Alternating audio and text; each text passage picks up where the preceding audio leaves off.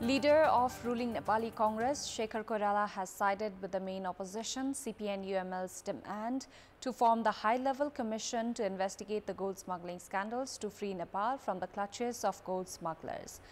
Koirala's support to CPN-UML's demand will likely put pressure on the ruling coalition, which has been saying that the formation of a high-level commission is not necessary, as the Nepal police is already probing into the gold smuggling cases. Good morning, I'm Chitrakar, and these are the headlines of the hour. All the gates of Koshi, Gandak and Sharda barrages opened after flow of water in rivers reach high level. Flood in Mustang sweeps away a police station, bridges and 10 houses. Janamat Party joins the government again after 4 months. Proportionate parliamentarian Anita Shah takes the oath of office and secrecy to become Minister for General Administration. An attack on a Shiite Muslim shrine in Iran's southern city of Shiraz kills at least 1 person and injures 7 others. 1 suspect arrested. And host West Indies thump India by 8 wickets in the 5th and final match of the series. Brandon King's unbeaten 85 helps West Indies clinch the series 3-2. There have been loss of life and damage of property due to floods and landslides induced by incessant rainfall in various parts of the country. 3 people have gone missing after being swept away by Maui River, and more than 400 houses have been inundated in Bardia. The flow of water has increased in rivers including Saptakoshi, Gandaki and Mahakali.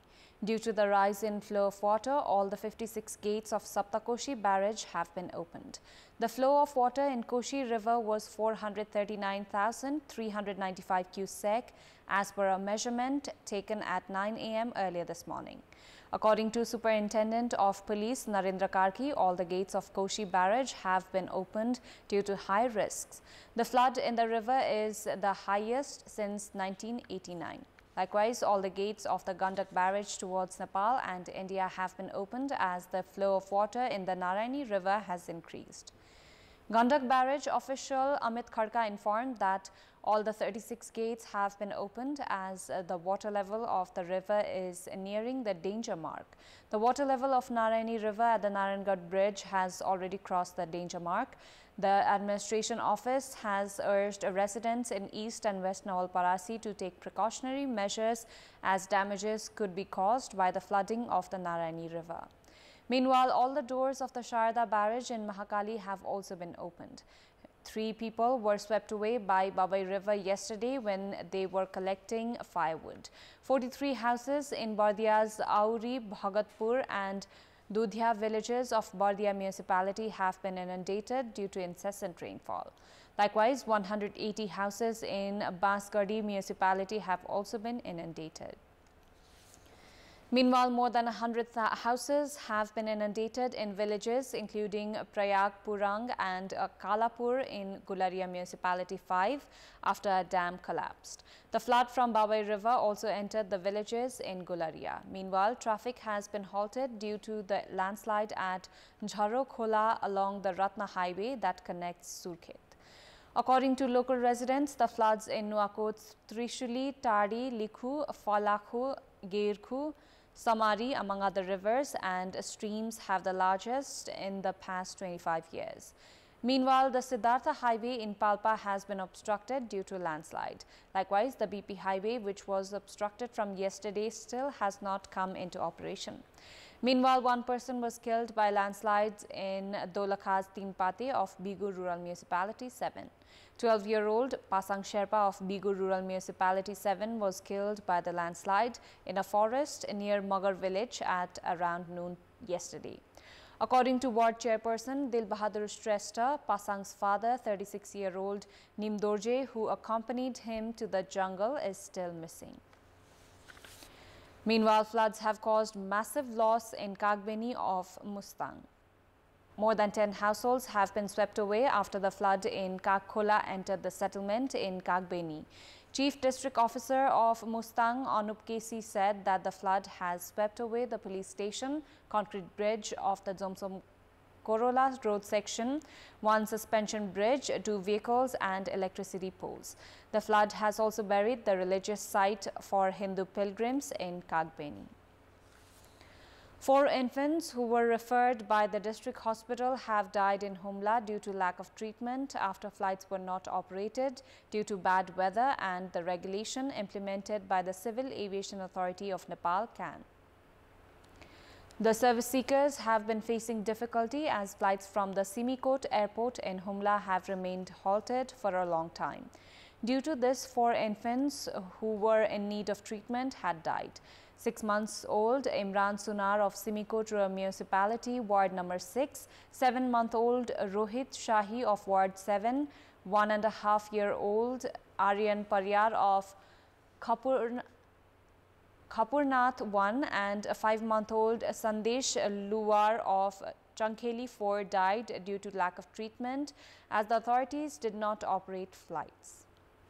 The Weather Forecasting Division has said that the continuous downpour in the past 48 hours will continue till this evening.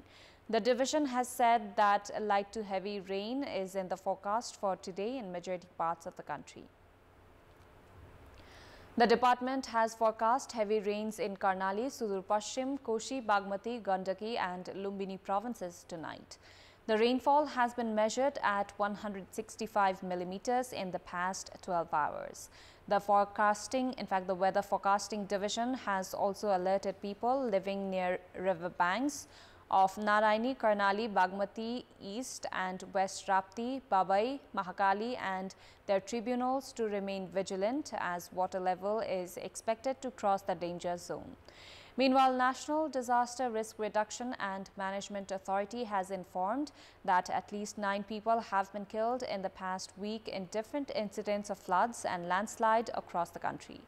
According to the Department of Roads, 5 major highways have been disrupted due to rains and landslide, while 41 highways are operating one-way traffic.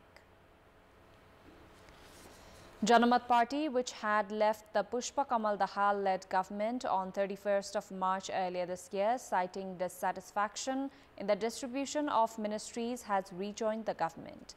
The party has sent Anita Devi Shah to join the government. Shah has taken the oath of office and secrecy at the office of the President at Sheetal Niwas this morning. Shah has been given the responsibility of the Ministry of General Administration. The meeting of the office bearers of CPN Mao's Center held at the Prime Minister's official residence in Balwatar yesterday decided to call back Minister Modi from the government and hand the responsibility to the Ministry of General Administration to Janamat Party. Although Janamat Party opted out of the Dahal-led government on 31st of March earlier this year, it had not withdrawn its support extended to the government. Shah, who has been proposed by Janamat Party to become minister, is a member of the House of Representatives through proportional representation.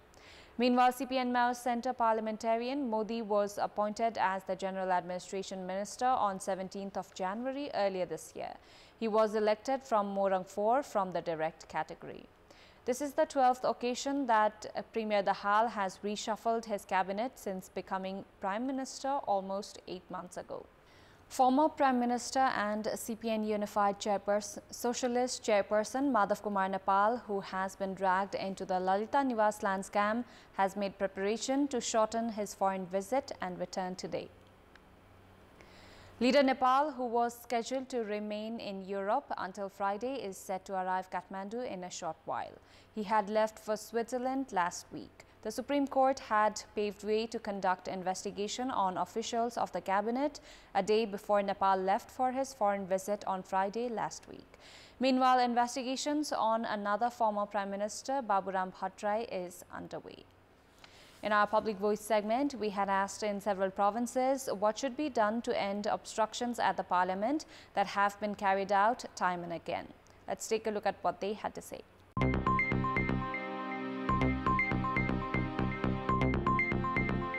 निश्चित एजेन्डामा निश्चित निर्णय गरेर अगाडि बढ्नुपर्छ। जनताको मुद्दामा केन्द्रित रहेर चाहिँ एकजुट भएर यति बेला चाहिँ अगाडि बढेपछि यो संसदको अवरोध चाहिँ अन्त्य गर्न सकिन्छ। संसदको गतिरोध हटाउनका लागि संसदीय मर्यादालाई कायम राख्नुपर्छ। सधैँ विरोध गर्नु भएन, संसदलाई चल्नु पनि त दिनु पर्यो। जबसम्म लाभको राजनीति हाबी भइरहन्छ तबसम्म यस्ता खालका गतिरोधहरू अवरोधहरू भइरहन्छन्। सबै दलहरू मिलेर अगाडि बढ्नुपर्छ। उहाँहरू पुरानो भए पनि नयाँ सोच आउन सकेको छैन, उहाँमा परिपक्वता भएन। जेन्युन मुद्दाहरूमा बहस गर्ने, अलिकति जेन्युन तरिकाले बहस गर्ने भयो भने यो गतिरोधहरू अन्त्य हुन सक्छ। बारम्बार अवरोध गर्न नपाउने खालको एउटा कानुनै बनाउनु त मलाई लाग्छ यो चाहिँ ठिक हुन्छ। जनताको मुद्दा बोल्ने ठाउँ हो, संसदलाई चाहिँ प्रतिपक्ष र सरकारले खेल्ने ठाउँ बनाउनु हुँदैन। निकाला यो कुरो ठिक भएन, यो कुरो ठिक भयो, जुन ठेट डिसिजन हो त्यो डिसिजन गराएर संसद खोलाउनु पर्छ।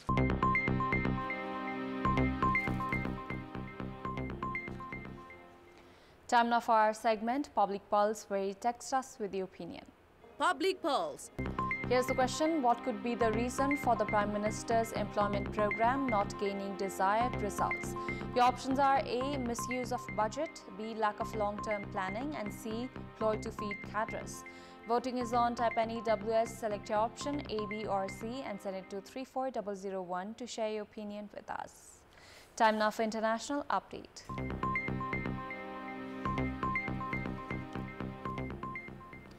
An attack on a Shiite Muslim shrine in Iran's southern city of Shiraz killed at least one person yesterday and one person had been arrested. At least 7 people were wounded, including 2 workers at the shrine and 2 pilgrims, and shops in the area had been closed. The shrine area had been cordoned off by security forces. Videos showed bloodied clothes on the ground and panicked worshippers running to find their relatives in the aftermath of the attack. No group immediately claimed responsibility for the attack on the Shah Shiraz shrine, which state news agency IRNA said had been carried out by terrorists. UN force in Mali has quit base early over insecurity.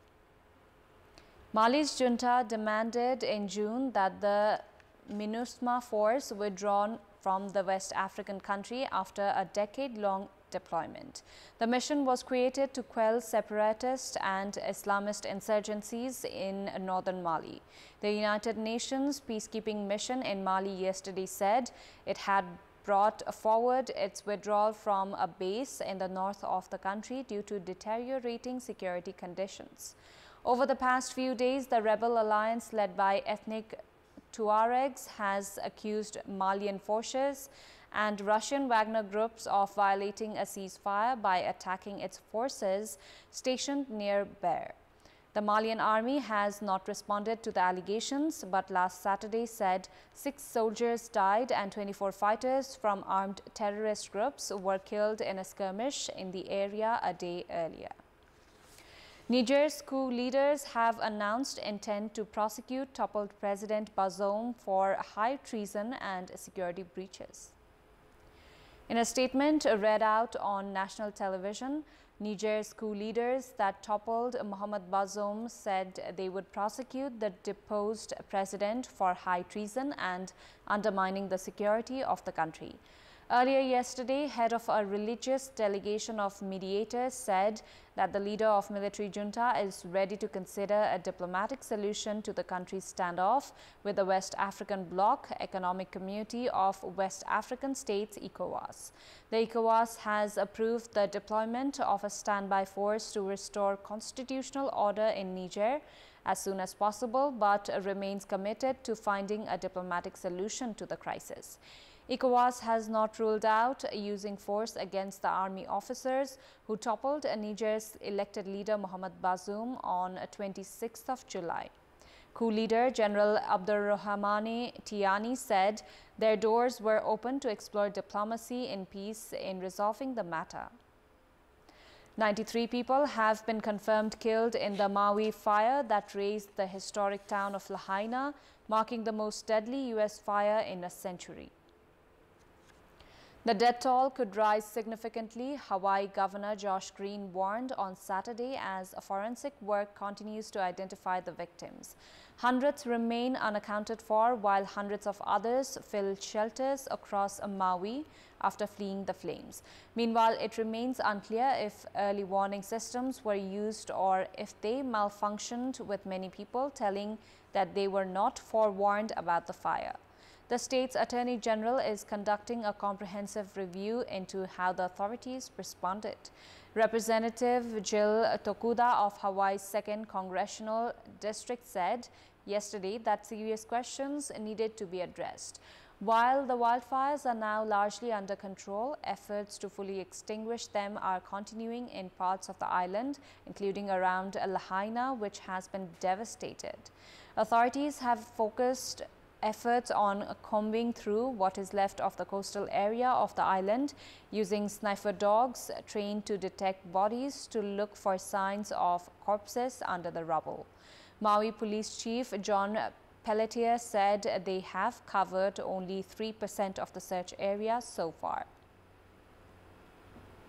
That's all for the moment. Thank you for watching. Have a great day.